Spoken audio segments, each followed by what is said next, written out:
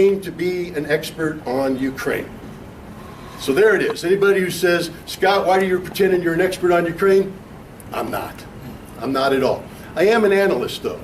I am capable of absorbing data, assessing data, and drawing conclusions from that data. And I write for a number of outlets. One of those outlets, Energy Intelligence, in December published an article where I basically said, if there's a war in Ukraine, between Russia and Ukraine, the following is going to happen. Ukraine will be destroyed as a modern nation state. This is not because I'm anti-Ukraine. It's because I'm an analyst looking at the totality of the data, recognizing that if it's a war between Ukraine and Russia, Russia will more than likely win, and that war will result in the destruction of the nation of Ukraine. At that time, the United States was talking about leading a global coalition to sanction Russia in an effort to deter a Russian invasion, and if Russia did invade, to punish Russia to the extent that their economy would collapse, the public would rise up, Putin would be threatened, and he would have to withdraw. And I said in December, if the United States goes forward with its sanction program, it will backfire.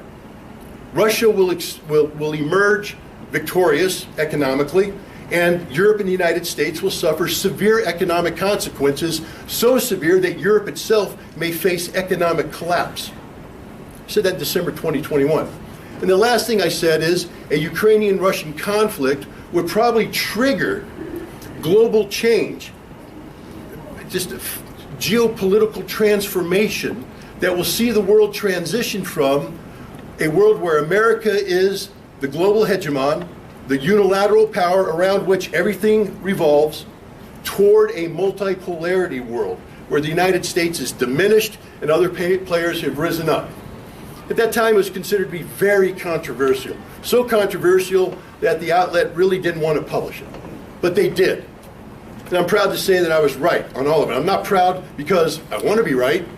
I would have preferred that Russia didn't invade Ukraine. I would have preferred that Europe isn't going through this economic collapse. I would have preferred that the United States isn't undergoing this kind of global transformation that it is in such an unplanned fashion. I have no problem with a multipolar world.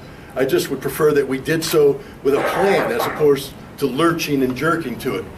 From that article, I was asked to write other articles as this crisis turned into a conflict. And lo and behold, people started calling me up and saying, hey, we'd like you on podcasts. I didn't do podcasts prior to that. Didn't want to do podcasts. But I did a podcast. 1 million views. It went viral. And suddenly everybody's calling me up, asking me to be on their podcast, and people ask me to write things. And lo and behold, I'm suddenly a Ukraine expert. And what I found in putting out my opinion on Ukraine is that I irritated an awful lot of people. A lot of people out there went, we disagree with you. Fundamentally, we disagree with you viscerally, which is okay. I really don't mind that. Because again,